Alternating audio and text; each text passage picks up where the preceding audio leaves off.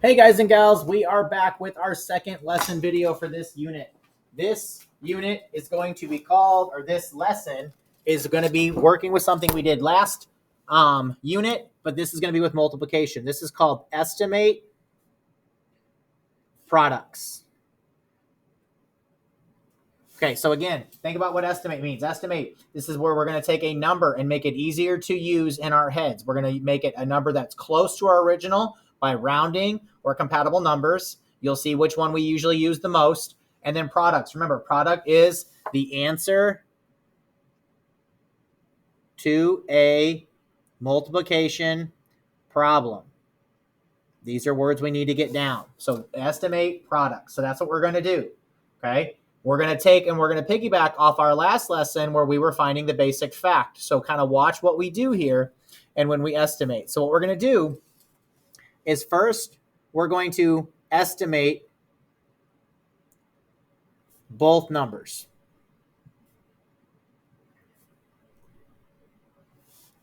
Then we're going to multiply using basic facts.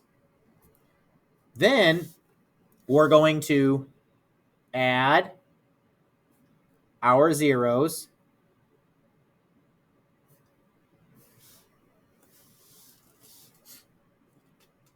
So those are the three big things we're going to do. Okay. Now, again, we know this is a shortcut trick. Adding our zeros. We're not really adding zeros. We're really shifting the place values up the place value chart. So we'll talk about that. So here's how this is going to work. So we are going to start rounding numbers. Okay, so let's practice a little estimate. So this is just going to be estimating first because some of us I know still struggle with that a little bit. So say I have the number 723. Okay, the way we're going to estimate is we're going to round. So we're going to use rounding. That is the main way we are going to estimate. Okay, and not only are we going to round, we're going to try rounding to the largest place value. And I'm going to abbreviate place value. Largest place value. So every time I'm going to go to the largest place value, which in this case is my 7 in my hundreds place. So I'm going to underline it. I'm going to arrow. What is my 2? What is my 2 telling my 7 to do? It's telling my 7 to stay the same. So right underneath, I'm going to write 7, and everything else poofs to zeros. Remember, because I'm in whole numbers, I need those zeros to hold place value. So my answer is 700. Okay, what if I have 8,376? Okay, again, I'm going to round to the nearest place value. Even though this doesn't give me the best estimate, it's going to give me still a good estimate, and it's going to be stuff we can do in our head. A lot of mental math is being done on last lesson and then this lesson. So again, I'm going to underline my 8. I'm going to arrow to my 3. My 3 is telling my 8 to stay the same. So underneath, I'm going to write 8. Everything else poofs to zeros because I want a power of 10 number. I want a very easy number to work with, and zeros make it easy to work with. So I would have 8,000.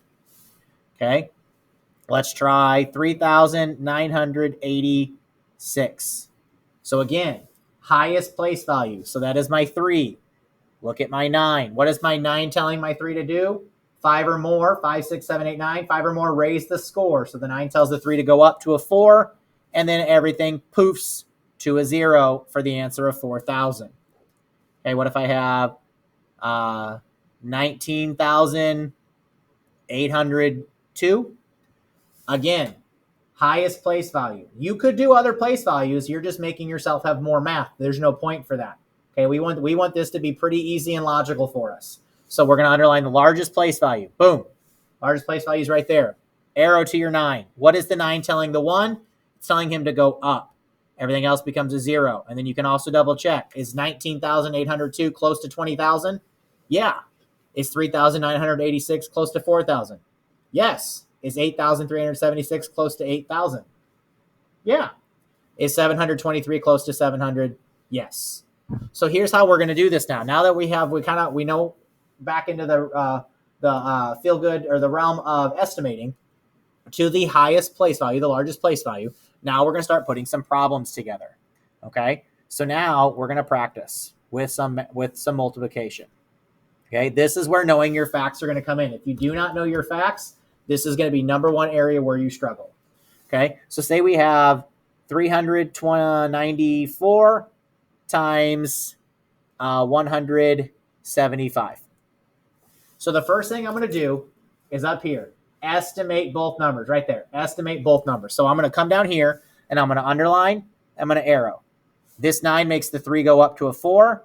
And I'm going to go right underneath it. 400 times, I'm going to underline my 1, arrow to my 7. So I'm estimating both numbers. I'm rounding them to the highest place value. Let me scoot that back up. The 7 makes the 1 go up to a 2. Everything else becomes zeros.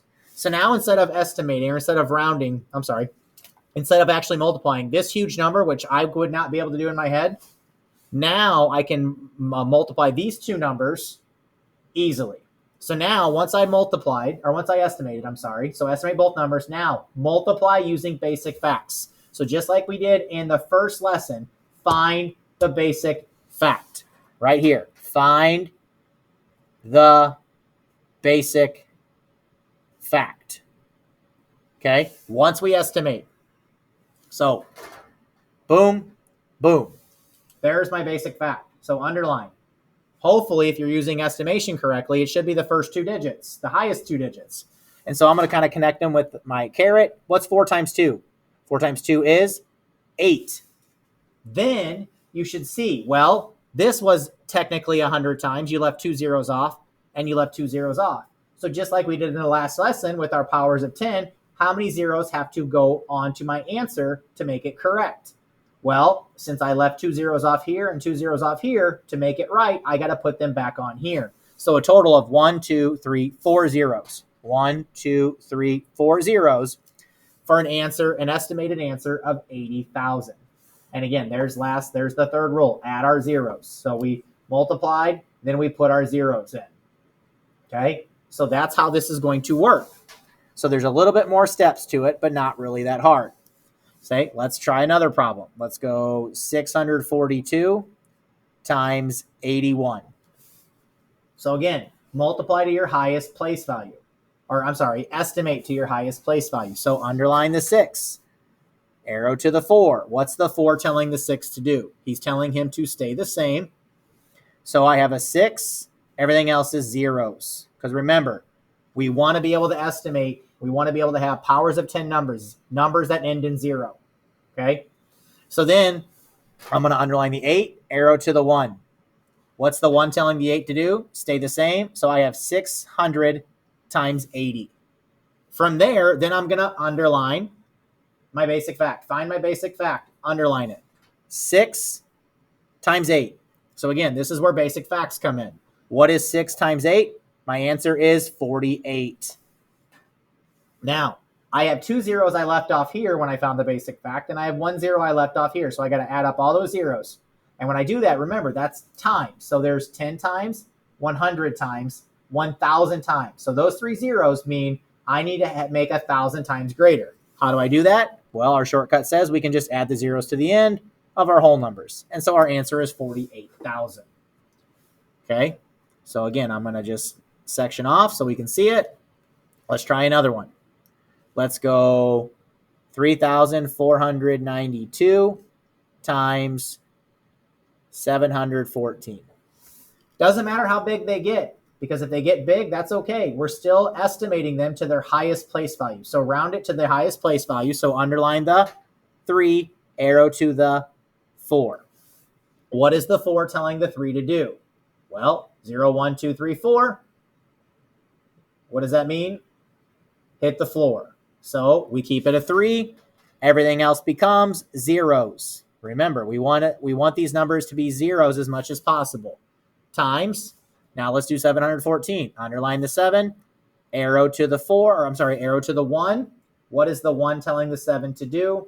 He's telling him to stay the same. So I have 7. Everything else comes zeros. Okay? So now I'm going to solve it. So now I'm going to take the basic fact. 3 times 7 is 21. And then I left off 3 zeros here and 2 zeros there for a total of 5 zeros.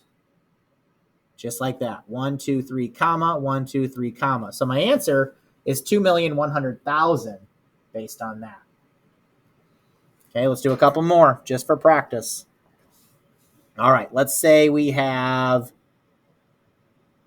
792 times 51. Okay. So again, underline the highest place value, arrow to your neighbor. The guy behind us, the 9 is 5 or more. He's going to raise the score. He's telling the 7 to go up to an 8. Okay. Everything else becomes zeros. Now I have a nice friendly number in 800 times 51. Underline the 5, arrow to the 1. 1 is telling the 5 to stay the same. Okay, there's my number now. I'm running out of room, so I'm going to do it over here. 8 times 5 is 40, but keep in mind, this 0 is part of my basic fact answer. It has nothing to do with the other 3 zeros. So I still need to add 1, 2, 3 more zeros. 1, 2, 3. So be careful when your basic fact ends in a 0 that you don't include him as one of these zeros over here. Okay, so that's really the gist of how we're going to multiply this.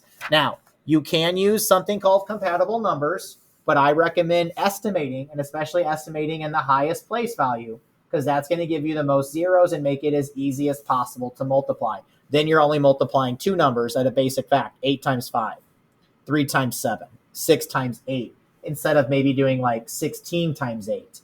Because you don't know how to do that, then you're going to have to do a little bit more side work. This is allowing us to be able to do simple mental math in our head. And the whole reason we estimate, the whole reason we're doing this is because when we actually go to solve this later on in this unit, you can estimate it and go, I know my answer should be about 40,000. And if your answer is way off, then you know you did something wrong. So that's the whole reason we're estimating, is so we can have an idea of our when we do the math, if it's correct or not, or close. All right, guys, I hope this video helps. Any questions, reach out.